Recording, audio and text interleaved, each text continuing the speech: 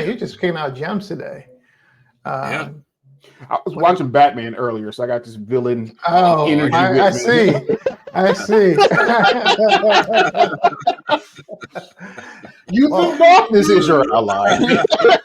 I, I'm right now. I am hoping that the economy of scale that we can reach without NVIDIA GPUs can be shrunken. Like I wanted, I think this is still a barrier, right?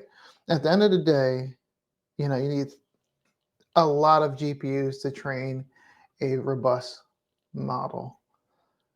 As that changes, and I feel like this year there's a large expectation that that is going to change pretty drastically.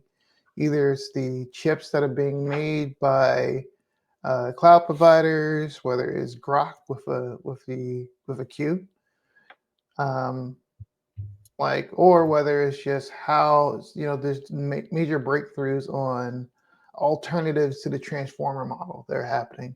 Like this is going to be a breakout year, and with that, I feel like that unlocks it. But I think today, if you want to do that at scale, you're going to have to ask folks for money, and as soon as you ask folks money, then there comes the strings, right? Yeah. And unless you are already in a good position like enterprises are where they have GPUs or can get access to these things, like they still have this advantage. Like it is shrinking now. It is shrinking. But I think what folks need to do right now is to prepare for the future that you're talking about, Marlon, is to make sure that they are experimenting, that they're trying to build models, even if it's on the small scale, even if it's on the what you call it, um, even if it's like even if it's not on large scale GPUs, like make sure that those skill sets are being created because when the cost of this drops and the power consumption drops, you got to be ready.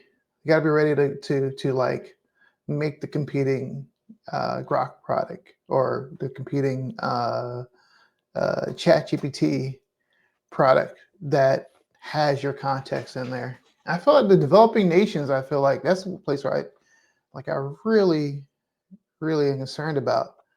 You Yeah. know, because Yeah. the literacy rate is still super high in parts of Africa, right? Come Mhm. on. Just the literacy rate on alone Let me before we even let me get to the jump. barrier of other things, right? Let me jump in with that real quick. Yeah. The literacy rate a part of Africa and also too as well. Here's another component of that. How many African languages are in nobody's LLM? Oh, that's true. That's true. And I, Mhm. no, I feel like there there is like a not a universal language, but there's languages. There's this, we call it. There's spoken language, right, that you speak. Then there's written language, and then there Yep. is, you Yep. know, languages that are can go into a keyboard, Yep. right? The languages Binary. that go on a keyboard, they have Not languages that are part of Unicode, yep. but Use is code. Yeah. any LLM trained on those dialects? Because a I lot of can, those languages don't have written form to them. yeah. Well, that's definitely a change. There's been some really big changes on that side of the house, but a lot of there's like almost like a conversion that you can do to a lot of the dialects now that you couldn't do before. But um, getting them into like these advanced forms, like I don't know who's doing that.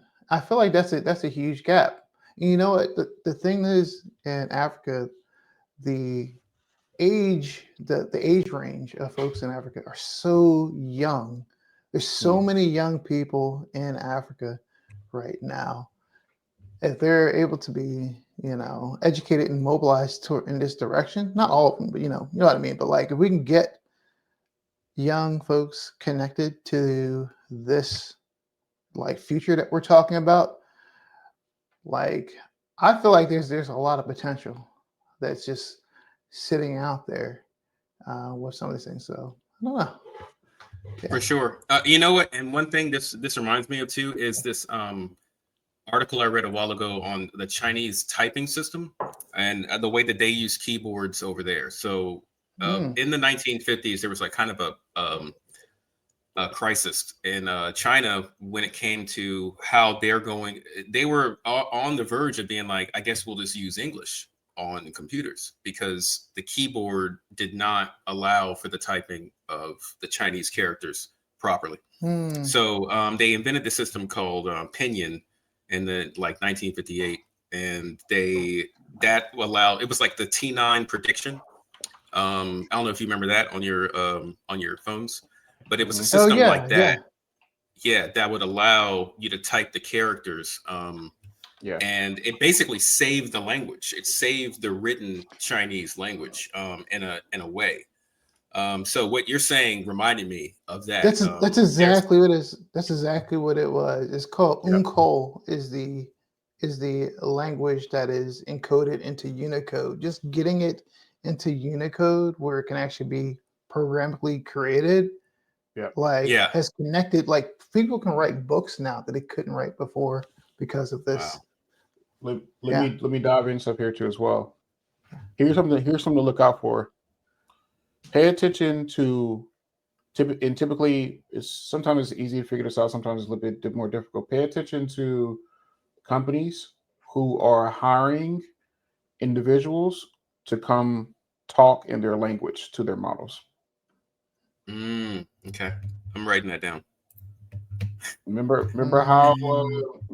OpenAI did this with Patois. Yep. They did it with the Jamaican dialect.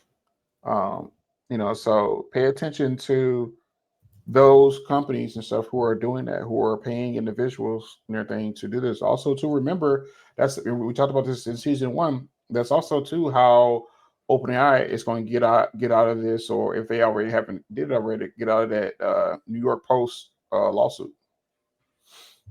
Same strategy. They're going to hire people who are either used to work there or people who work like them to come in and pay them, on a contracting base to come write, talk, speak, sing, and everything. Also, too, don't believe, what's his name? I can't think of his name. CEO of OpenAI. I'm going blank. Sam Altman. Yeah, don't believe Sam Altman one bit when he said they won't get into music. I'm calling bullshit right now. Oh yeah. If that's the case, you wouldn't introduce GPT-4 Omni with the ability to sing "Happy Birthday" in different ways. That is a test. That's a test and everything, and the seeing system how to respond. Don't believe one bit and everything. They're just trying to figure out the legal ways of basically how to punch the music industry in the mouth with this, but without taking like the backlash of it. Because also too, as we know, the music industry doesn't innovate. They sue and then they partner. Yep. That's their strategy. Yep. They sue and they partner. They're going to sue. What was the first? Suno. No. The first music streaming platform. Napster. Napster. Yeah, they sue. Yeah. They sue them. They sue the industry for they get a fee from everybody, and then finally they partner. With Spotify, with Apple, things like that. They sue and they partner. Sue and they partner.